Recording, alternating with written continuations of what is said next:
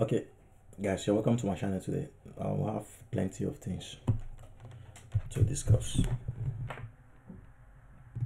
There's plenty of things to discuss. One of them is there's a cryptocurrency trader out there that they're actually complaining and saying that they are being affected by the crypto market. And they are saying this and that, this and that. So we'll have issues to discuss like Bitcoin carbon footprint, U network testnet, the EOS ways, and then we have the hard lessons after the crypto crash, and then Gemini's effort to actually police the crypto space. And then we want to talk about an issue by Ethereum. Then we want to talk about repo and the corridors of remittance. And then I have this to share with you. So stick with me. The first news is that U Network has actually come up with their testnet. So any person now can actually come to this article and get all the details they need. If you want to build a D app, you want to build any system, you want to use the protocol, you are welcome. I don't know if that is going to affect the price in some regard. So that is a very big news for them. So they are trying to be a giant in the content protocol domain.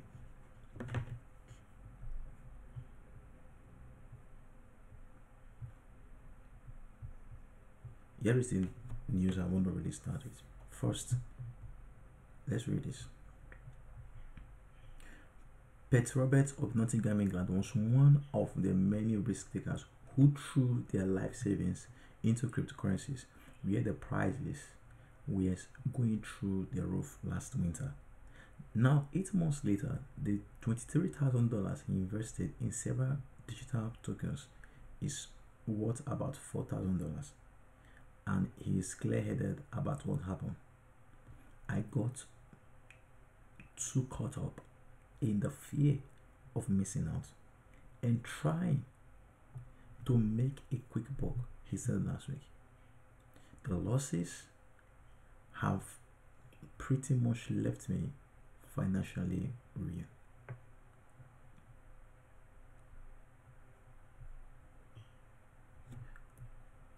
And you see people talking about this, that, and then there was a lady, a 45-year-old mom and a teacher in South Korea. She said she invested $90,000 of her money into cryptocurrencies, and then after doing that, everything went down. She said she drew on her savings, she drew her insurance policy, and she drew a $25,000 loan. And now our investment at 90%, at that 90%. So let's calculate.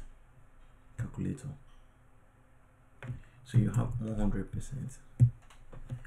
If they are down 90%, so what is left? You have 10%. So you are saying 10% multiplied by 9,000, the 90,000. So she is left with. Sorry guys. She's left with $9,000. And here's what she said. I thought that cryptocurrencies would be the one and the only breakthrough for ordinary hardworking people like us. She said, I thought my family and I would escape hardship and live more comfortable, but it turned out to be the other way around. I'm just reading the story. We'll go through them.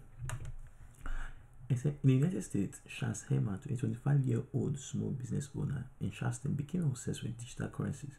He said he felt that he had wasted 10 months of his life trying to play the market. He actually said he invested $4,000, and then those $4,000 are now worth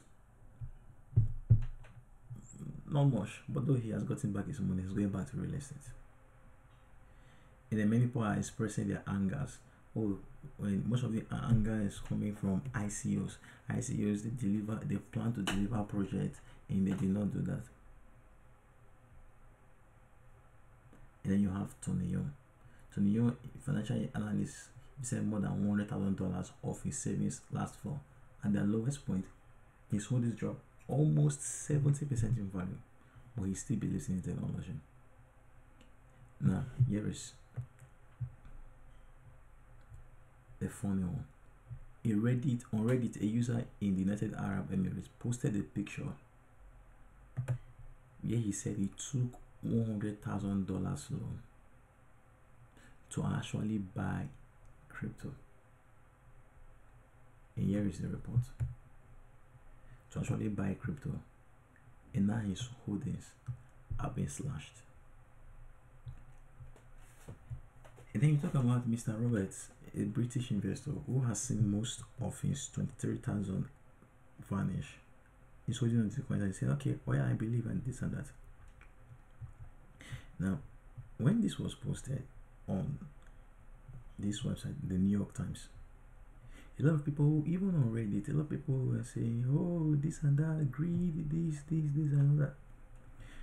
Let's analyze the 45-year-old mom who took $90,000. That was her savings. She took a loan. She took an insurance policy. Now, there is a different side to the story. Let's assume she took that money and she started a business. So let's say she started a business that she didn't invest in cryptocurrency, because most of the time we fought cryptocurrency, and she had worked so hard. She has gathered such money, her own money. She has borrowed, also has taken an insurance policy. Let's say she invested that money in a business of her own. What is the odds of a new business dying or thriving? Now, when you start a business new, the first stage you are struggling for what? Survival. If you can cross that survival stage, then you are now going for thriving. So what is the odds of a new business dying? The odds are high. The odds are high.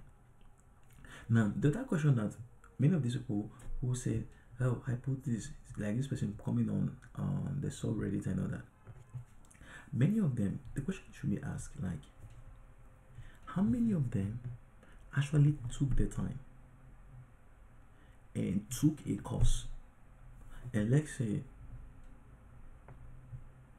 let's go on Udemy. Udemy.com.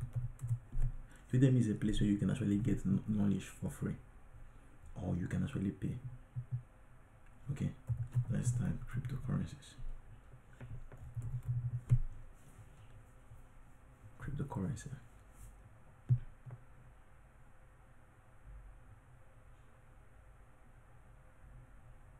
Now, there are many courses online.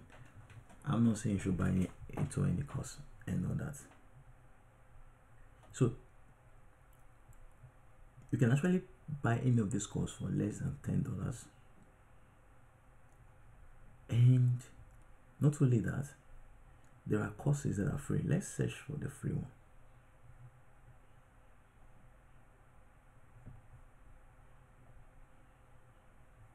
Let's search for the free one. You have 647 paid, 43 free. Let's search for the free one. This is the free one. This is 11 lectures, 2 hours, 35 minutes, 1.5 hours, 2 hours, 3 hours.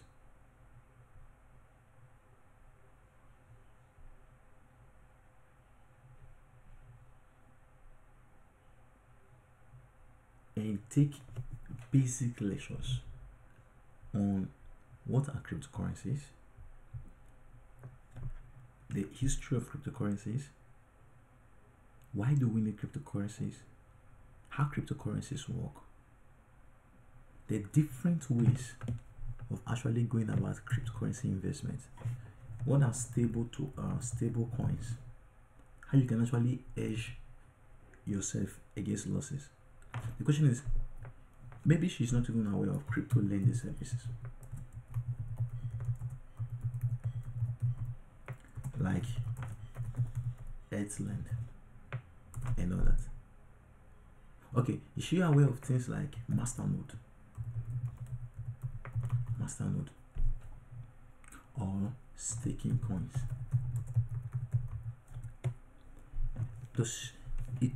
Did she take a very intensive course? Because most of the times we randomly go on YouTube. Let me go on YouTube. Let's type cryptocurrencies.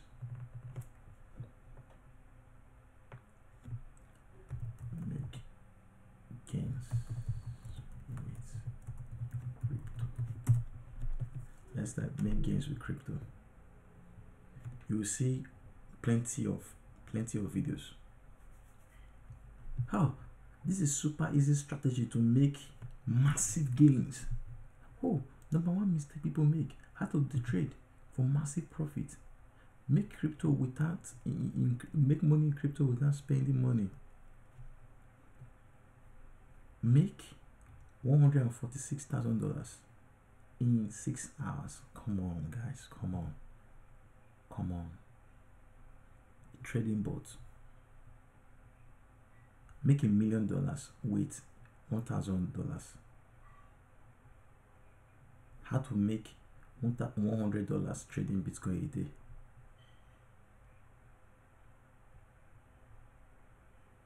How to make huge gains.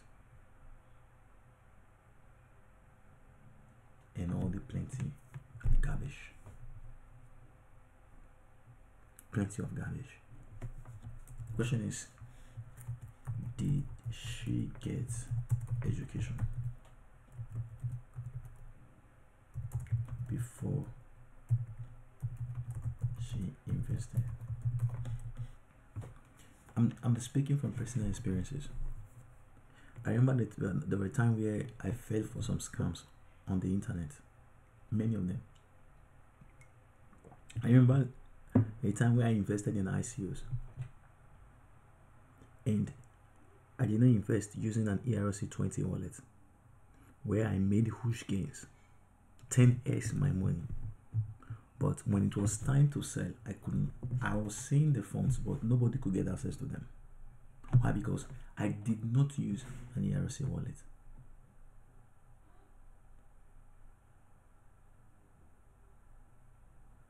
What about times where I invested in projects 10s, 20s, I didn't take gains, and they literally went back to almost zero? What about the many scams? What about the poor investment decisions, projects that should not have gotten money? What about investing out of emotion? Here are some of my experience. Let me get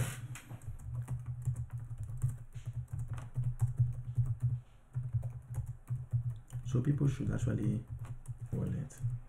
The other one is not knowing when to get out of a position in the market. The third one is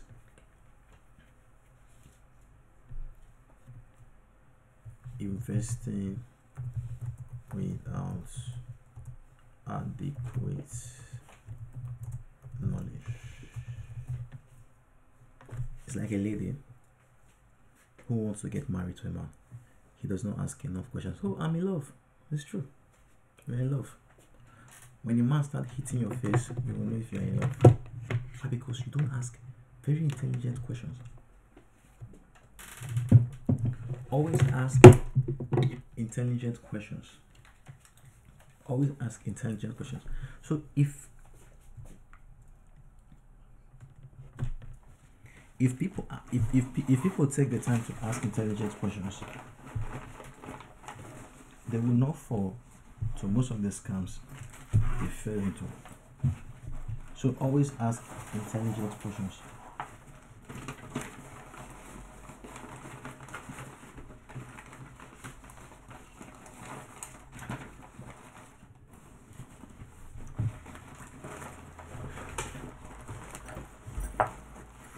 Sorry guys. So people should always ask intelligent questions, very intelligent questions. Oh, I had my money, I invested my money, and I lost my money. Those same people, when the market was booming, if they had invested those same money, would have made incredible gains. But they would have not known that this thing is not going to last. Listen, you need a strong foundation. You need a strong foundation. I take responsibility for my losses and my gains. I take responsibility for every good and every bad. For people to blame it on the market, it is a sign of shying away from responsibility. I believe everyone was affected by the crash. Everyone was affected. But those who were mostly affected by the crash were those who did not get education. When to get in a position. Even it's not even enough. Okay, you research projects before investing. There are steps to investing. First, you research the project. The other thing again is you know when to come in. The other thing again is knowing when to go out. These three things are very difficult to do. Very difficult to do. Most of the times you may not get all three correctly, but it's better to give it the time than to be a fool. So most of the time people should take heart. She should take heart. Let's move on to the other news. We have Gemini, Bitstamp, Bitflyer, and then Bitress coming up. Bitstamp, Gemini, Bitress. These are in the US. All these are in the US. They are coming up and saying, listen, for the market now, there is no federal oversight. But Rome destroyed itself. So what should we do? Let's come together. Let's build some industry standards, as you can see here. Some industry standards on what should be done and what should not be done. Because the crypto today, there are no defined standards as to who gets funding, who can raise funds, when are you listed on the exchange, how much should the cryptocurrency exchange charge, who can buy tokens. Many platforms are just bullshitting on KYC. There are no responsibilities on delivering on projects and all that. So this platform, I really like the move. Many people are not going to take this. People say we don't want regulation. Oh, crypto is the government are bad. Yeah, I want regulation. I don't know about you. And this is the news I want to bring. Even as people are driving Lambos and this and that,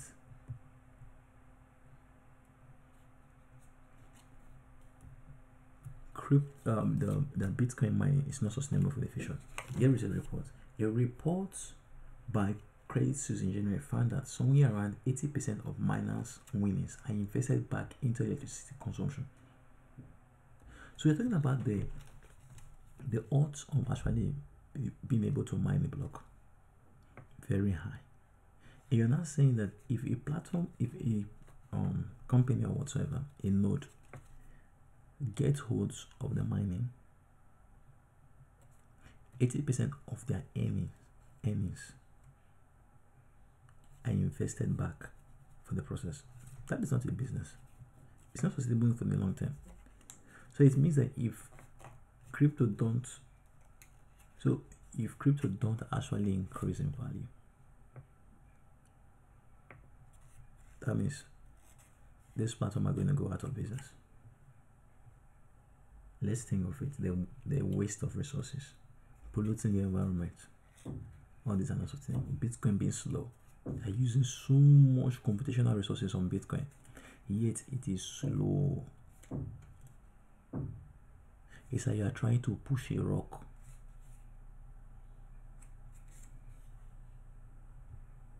Now this is the next report. EOS community is growing anxious about its blockchain being controlled by the selected few. They are talking about Bitfinex and it's issuing tokens, and Bitfinex have 40 million votes out of 370 million votes. That is over 10% of the votes, and they are saying no, we don't want that. Let them change the constitution. I think people should be intelligent enough. These people have money. They should be intelligent enough to know that whatever you are asking for comes at a cost. So Bitcoin, for example, is not centralized like EOS. Every node is competing to mine a block, and that's why it's slow. Okay, they are doing that trade-off, investing 21 authorities called delegates, the power to authorize transactions and control the network. You should know that in the Bitcoin case, the power belongs to every person. In the US case, it's like the nation. There's a constitution, and everybody cannot be a leader. I think they should know what to do. But when you have the rich, a government of the rich, of the wealthy, by the wealthy and all that, I think there are many things to do.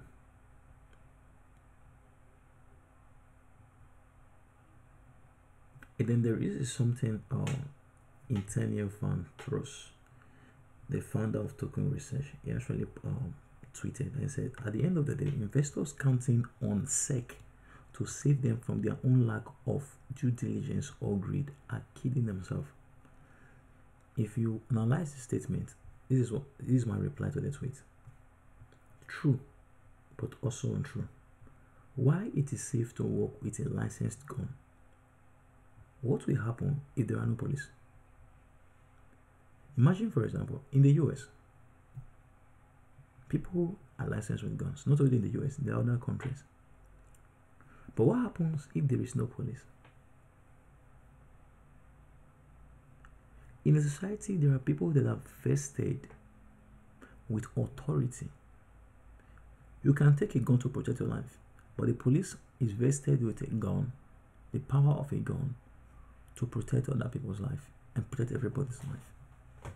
So when you have a society where you say, oh, at the end of the day, citizens counting on the state or police to save them from their own lack of security consciousness or preparedness, are killing themselves. It's bullshit. Even in the US, not everybody have a gun. There is a limit on who should have a gun. When should a person have a gun? What kind of gun should a person have? The SEC should be there.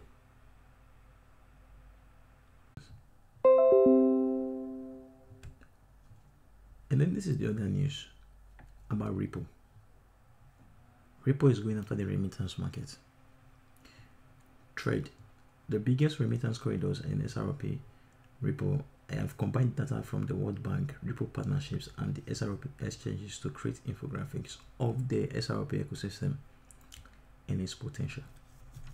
The countries that receive or send the most money across the border, and to which country, the crypto exchanges in those countries, and all that.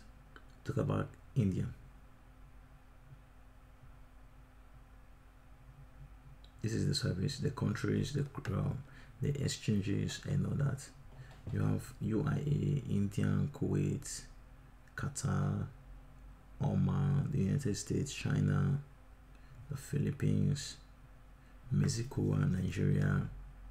Come on, do you know how much is being moved around? That is where Ripple is going. Why is crypto crashing?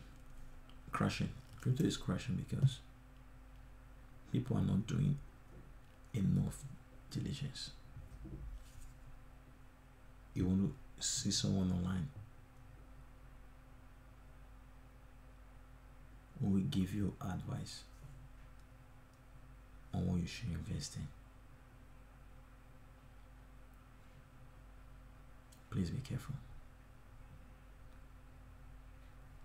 Thank you and bye.